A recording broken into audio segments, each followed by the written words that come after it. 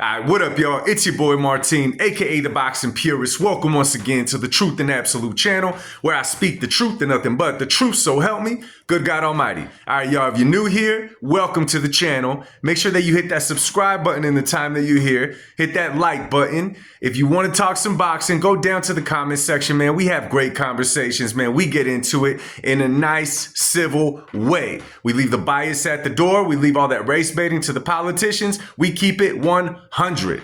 Anyway, y'all, let's jump right into this one. So obviously, man, the guy that cannot catch a break in boxing is none other than the great Saul Canelo Alvarez. Now, he's obviously been the topic of the sport for a very, very long time, both good and bad. You know what I'm saying?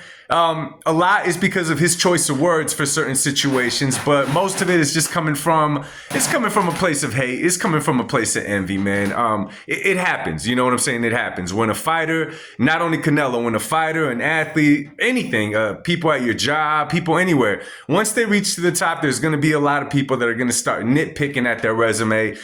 I mean, you guys have heard it at a workplace. How many times have you seen somebody promoted that in your personal opinion, you didn't think they deserved the promotion, but in reality, it has everything to do with you not liking the person, not necessarily because they're not qualified, right? So obviously, man, you know, Canelo, he's been fighting for a very long time. We would forget that Canelo Alvarez has been a professional boxer since he was 15 years old, okay? Now, of course, one could make the argument that a lot of his fights were in Mexico and this and that. Listen, I say it again. The kid started boxing professionally when he was 15 years old. And quite frankly, y'all, right? And quite frankly, let me just say this. If you're a fan of boxing, if you're a halfway boxing purist, and what I mean by that is you actually have love for the sport, that you put the sport on top of any fighter that participates in the sport. Like, you love the art of boxing. You like what it represents. You admire the discipline it takes to become a great fighter. You admire the sacrifice that these fighters make. You admire the fact that they're going into the ring to perform, to be the best, with the chance that they could get injured and even lose their life, God forbid, but it does happen. So you learn to admire these things, right? So even more, you will admire when a fighter is staying busy. You would admire more when a fighter is chasing greatness. Now, let me tell y'all something, man, okay? And you could disagree, agree, whatever, but this is how I'm seeing it. As of right now, we all, okay, if we appreciate the sport, we all better really, really appreciate Canelo Alvarez right now, okay? And this is what I'm going to break into why. We're not going to get another Canelo for a while, if ever, okay? Now, I'll break down why I'm saying that, because think of it like this. As of right now, and if I'm missing a fighter, please drop it in the comments section. It's nothing personal, right? But how I look at Canelo, right? Canelo, I've been seeing Canelo fight. I mean, I've been watching boxing forever. I remember when Canelo first made a step on the scene.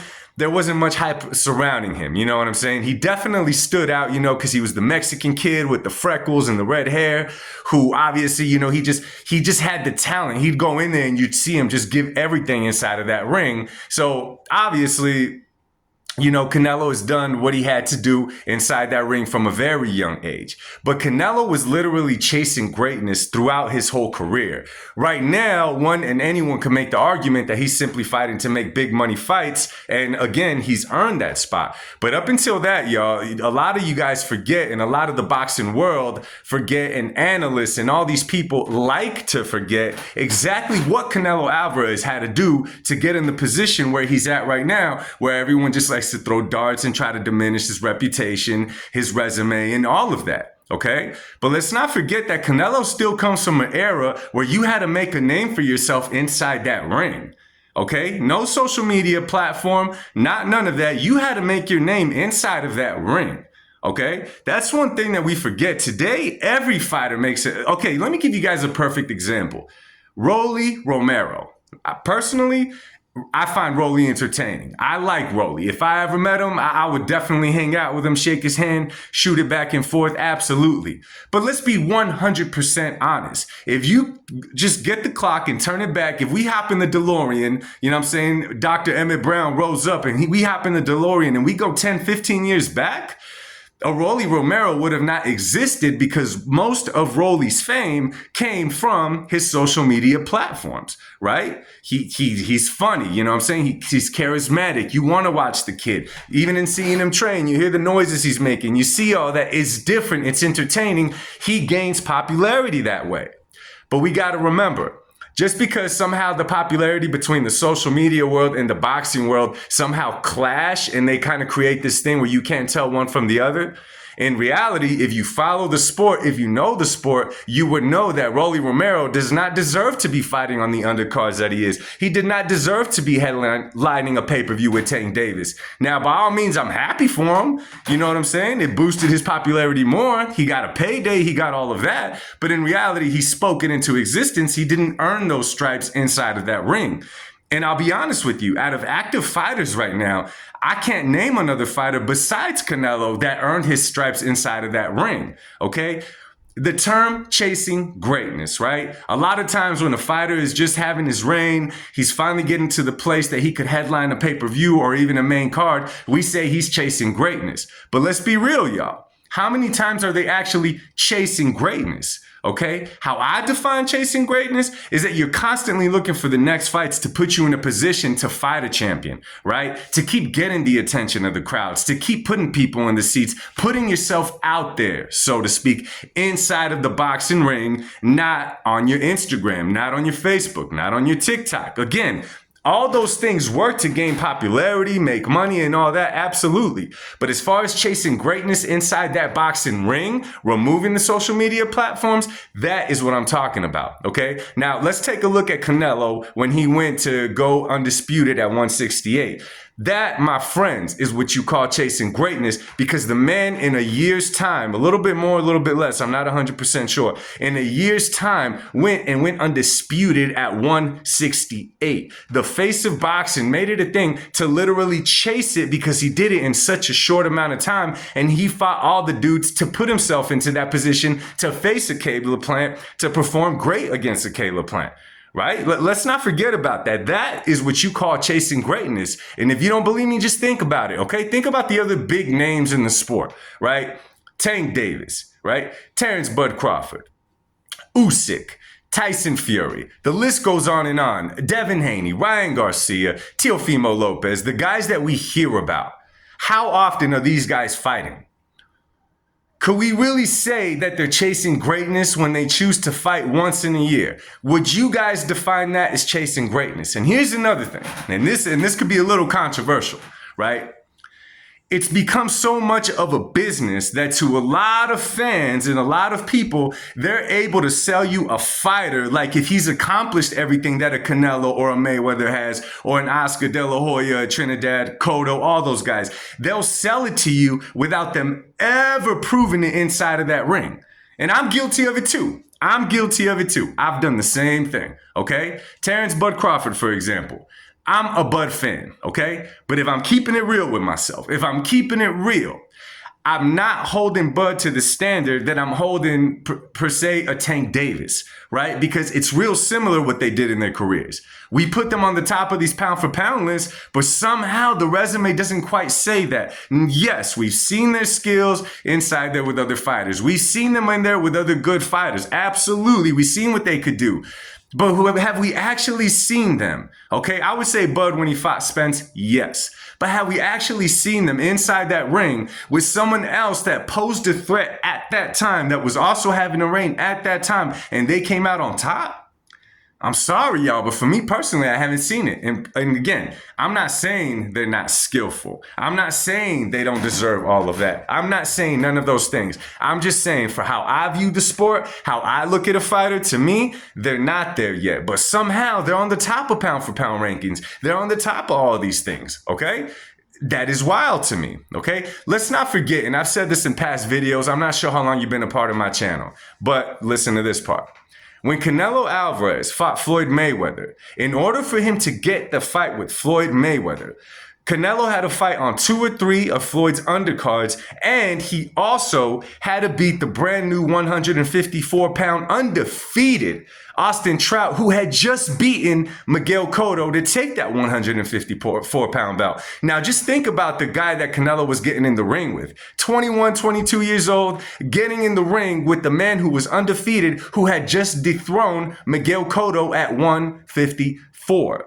He had to do this just to get the Floyd fight. He was 23 years old, y'all. Could you guys imagine if Canelo right now would say, in order for this guy to get the fight with me, he has to fight on 3 of my undercards and beat the next top guy, then I'll fight him. What would we say about Canelo? What would we say about any fighter that did that to somebody else? We would lose our minds. We would lose our minds. Now, here's another thing, okay? I'm going to read you guys some fighters on Canelo's resume and compare that to any active fighter. Any active fighter. Now, you could try to dissect this list and say he wasn't in his prime. He got him during this time. He got him there. You could try to do all of that. That's perfectly fine. That's your choice. Or you could say, yeah, but he didn't beat the guy. That's not what we're talking about here. We're talking about he went in the ring wanting to fight these guys with the intention of beating these guys, risking it all, chasing greatness. Now, here goes. Floyd Mayweather, Gennady Golovkin 3 times, Sergey Kovalev, Dmitry Bivol, Sugar Shane Mosley, Jermell Charlo. And before you talk about his size, let's not forget that Canelo is a natural 160-pounder. Austin Trout, Caleb Plant, Miguel Cotto, Erislandy Lara, Billy Joe Saunders, the Smith brothers, Liam and Colin Smith, Amir Khan, John Ryder, Jaime Munguia, Edgar Berlanga, Chavez Jr., James Kirkland, Carlos Baldemir, Alfredo Angulo, Kermit Cintron. Do y'all realize that I just read you guys over 30 names that you would say, hey, I know each of those guys because I saw each of those guys fight. And let's not forget a lot of those dudes. Kermit Cintron, Carlos Baldemir. Those dudes Canelo fought very, very, very young. Okay? Very, very young. This list that I read you guys, let's just compare it to an extension ladder, right? An extension ladder that you got a whole bunch of objects coming at you side to side, trying to keep you from getting to the very top of that ladder. It had over 30 steps to get there. In today's world, when we see the top fighters that are getting all this attention in these certain fights, how many steps do they have on their ladder that they needed to climb? Just think about it. Any fighter out there, just think about it. But this red-headed freckled kid from Guadalajara, Mexico, the kid jumped through all the hoops. I can't take nothing from him. Now, you guys have heard me say it in the past many, many times, and I try to make this as clear as could be, right? I try to make this as clear as can be. Canelo Alvarez is not my all-time favorite fighter. I'm a big fan of his. How can I not be, right? I'm a fan of the sport. My favorite fighter of all time is Andre Ward. I've said it many times on this platform. I've said it many times. In my personal opinion, the greatest fighter of all time. And again, guys, this is not me saying this has to be your choice, my choice. This is not saying nothing of the above, okay? That's not saying none of the above. That's not what I'm saying. The best fighter in all the years that I've been watching boxing, and I've been watching boxing for like 25 years, right? The best fighter, according to what I like to see inside that ring, is Floyd Money Mayweather. So I don't want to come across this channel like a Canelo apologist or like I'm here to defend him. No, because I'll call it how I see it. And many of you guys know that. You guys have called me out on it. All I'm trying to say is when we got a generational talent such as a Canelo Alvarez who carries himself well, who is an active fighter, who has jumped all the hoops to get to the top, who people pay to watch fight. Of course, there's a chosen few that pay to watch him lose at this point. And those guys are probably the ones that are streaming it illegally. But nonetheless, yo, remember this. People paid huge money to watch Floyd Mayweather lose. Canelo did everything, and people pay huge money to watch him carry on his career. Again, y'all don't have to like him. You don't have to put a poster of him on your wall. But if you're a true fan of the sport, then you'll put your feelings to the side and appreciate what we have here. because we're not going to have him much longer, and only God in heaven knows when we'll get another talent that special, who chases greatness, who's willing to jump through hoops, who's not going to rely on social media to keep him afloat. Anyway, y'all, let me know what you guys think, my man. And ladies and gentlemen, drop a comment down below.